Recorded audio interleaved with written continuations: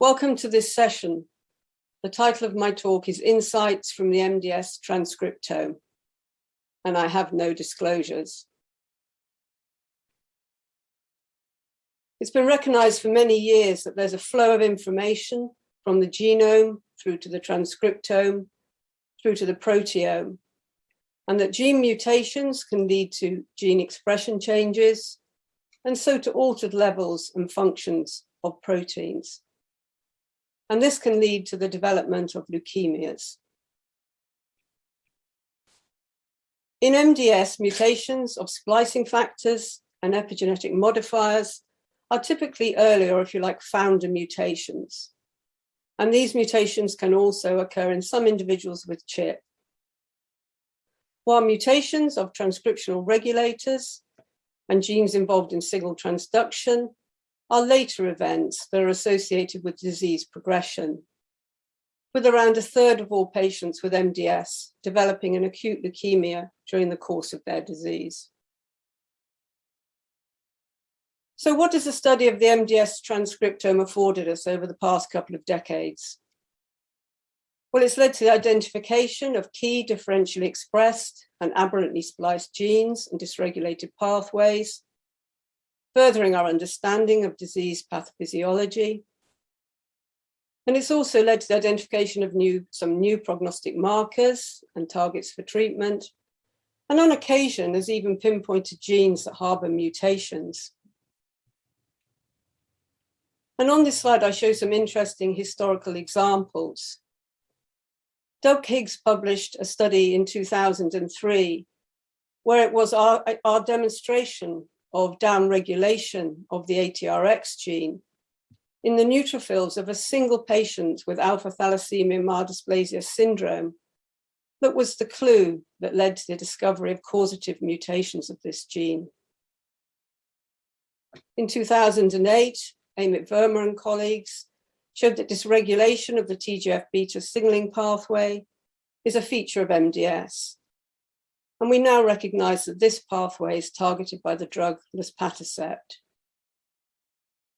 And in 2016, we identified aberrant splicing of the iron transporter ABCB7 in the CD34 cells of SF3B1 mutant RAS cases. And this is the explanation for the marked downregulation of this gene that we'd noted many years before, and is considered to be associated with the development of the ring sideroblast phenotype, as has been shown by Eva Hellstrom-Lindberg and others. The study of the MDS transcriptome has also led to the identification of genes and gene signatures associated with MDS patient survival and the risk of transformation to AML. And I highlight some of these studies here. And for the remainder of my talk, I will concentrate on some recent studies. MDMX is a p53 regulator that is overexpressed in around 90% of AML cases. And Yuri Steidl and colleagues have recently performed a study evaluating the impact of this MDMX overexpression. Firstly, it was shown that MDMX overexpression increases the number and competitive advantage of pre-leukemic stem cells. And as these graphs illustrate, MDMX overexpression leads to a significantly more aggressive disease with reduced survival in different genetic models, including those with a TET2 null and an NRAS mutant background. So this study shows us that MDMX overexpression acts as a pre-leukemic to AML transition mechanism in conjunction with different myeloid disease alleles. RNA sequencing was then performed on the hematopoietic stem cells from MDMX overexpressing mice, and pathway analysis showed that Wnt beta-catenin was the most significantly upregulated canonical pathway. It was then shown that MDMX binds to casein kinase alpha, preventing it from phosphorylating beta-catenin with subsequent degradation, and thus leading to increased nuclear levels of beta-catenin, as you can see here. And this was shown in a murine AML cell line. Furthermore, MDMX overexpression led to expansion of the HSC compartment, as is shown in this graph, and specifically enhanced the reconstitution of the myeloid lineage in a p53 independent manner in mice. Thus, MDMX overexpression leads to upregulation of Wnt beta-catenin signaling in pre-leukemic stem cells. It was then shown that casein kinase alpha overexpression could abrogate the increased serial replating capacity of MDMX overexpressing pre-leukemic stem cells. And that pre-leukemic stem cells from MDMX overexpressing mice were sensitive to some Wnt beta-catenin inhibitors. So here you can see a reduction in colony numbers. Furthermore, combination treatment with one of the Wnt beta-catenin inhibitors and the drug ALN-6924 showed strong synergy in eradicating pre-leukemic stem cells from MDMX overexpressing mice, as is shown in this graph. So elevation of casein kinase alpha levels or Wnt beta-catenin inhibition could rescue the MDMX overexpression-induced functional properties of pre-leukemic stem cells. And this shows us that the MDMX casein kinase alpha beta-catenin axis in pre-leukemic stem cells is therapeutically targetable. Increased expression levels of MDMX were also found in the HSPCs of some patients with MDS. We found this in half of MDS RABE cases, as you can see here. And enrichment analysis on gene expression profiling data generated by our group in Oxford revealed a highly significant enrichment of Wnt beta-catenin signaling in the HSCPs of patients with high MDX expression compared to those with low. And interestingly, SRSF2 mutant cases were significantly more represented in the MDMX high group. We then showed that MDS patients with high MDMX expression showed a higher transformation rate to AML compared to patients with low, as you can see in this graph. So overall, this study shows that MDMX acts as a pervasive pre-leukemic to acute myeloid leukemia transition mechanism, where MDMX binds to casein kinase alpha and prevents degradation of beta-catenin, leading to clonal expansion and to leukemic transformation. Now, disease progression can also be modeled using induced pluripotent stem cell technology and CRISPR-Cas9 gene editing.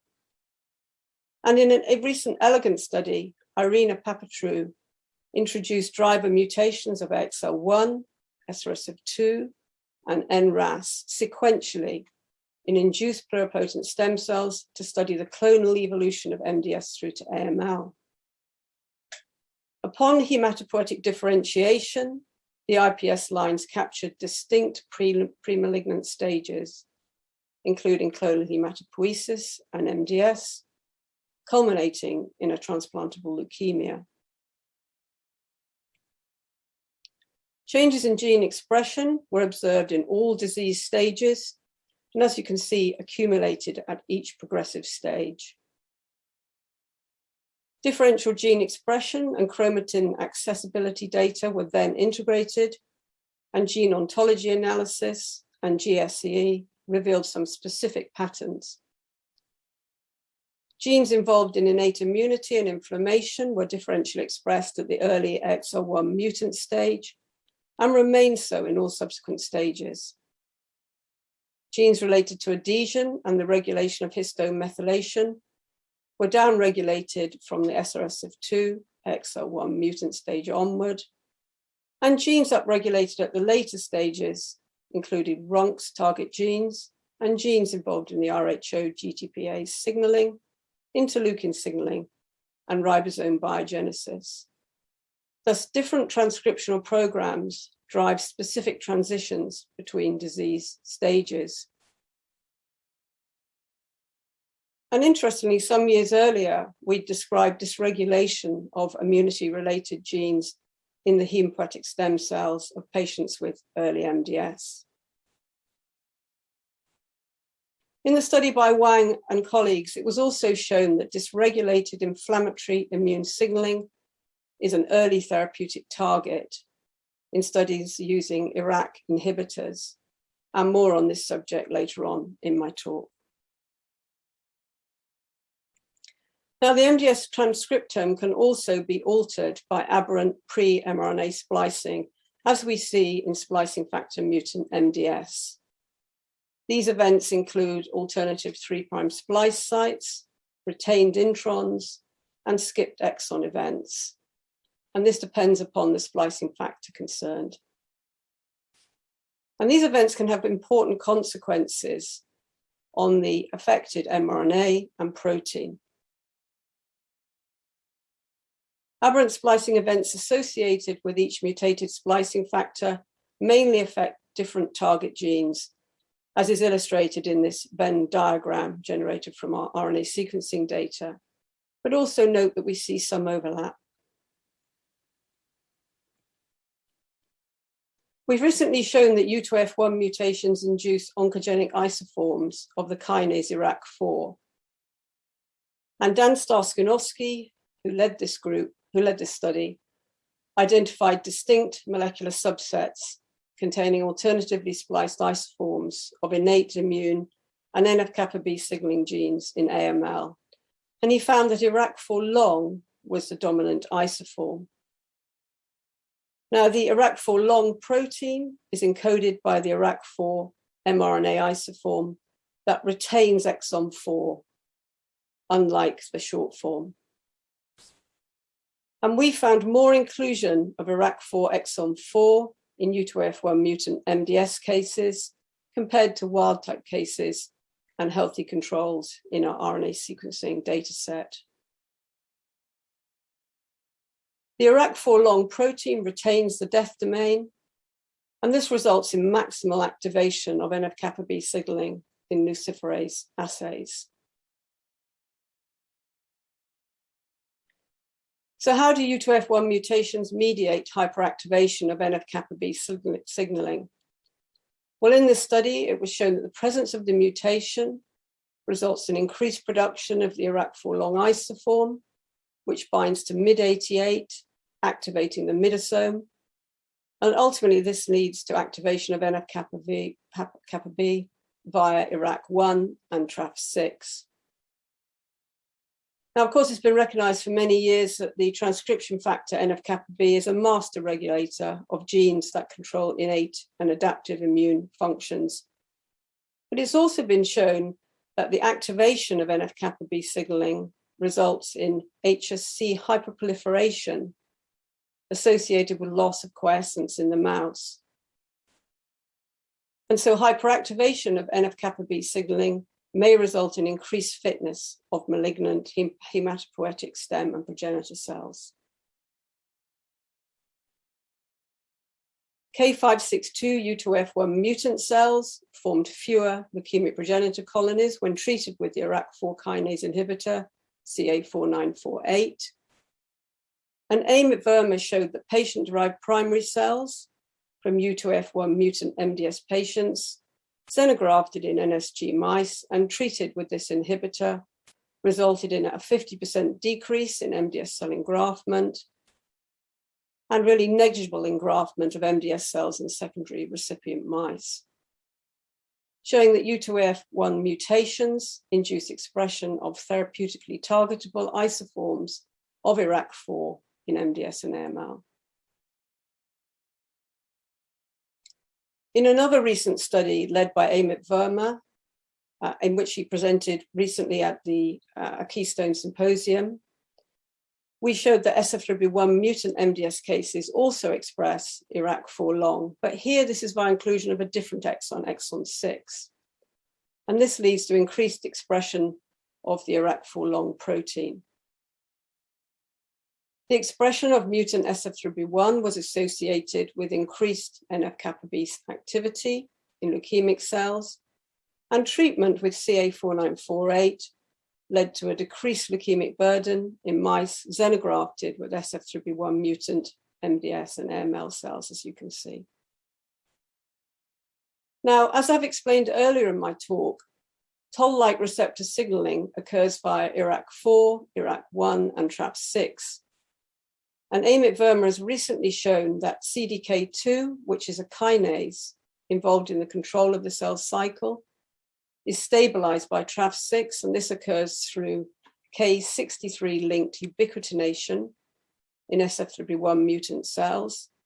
And this contributes to the myeloid and erythroid differentiation block that we see in these patients. It was then shown that the use of CDK2 inhibitors increased the differentiation of SF3B1 mutant primary MDS and AML cells. And so there's an emerging pathogenetic role of innate immune signaling in the differentiation block in SF3B1 mutant MDS and AML. Others have recently shown that NF-kappa B activation also occurs in the presence of the SRSF2 mutation and also in the presence of the SF3B1 mutation, but here this is associated with aberrant splicing of a different target gene. So if we take this data together with our recent data concerning U2AF1 mutant cells and SF3B1 mutant cells, this suggests that aberrantly spliced target genes of different mutated splicing factors converge on NF-kappa B signaling activation. And this may represent a common mechanism of action of these splicing factor mutations.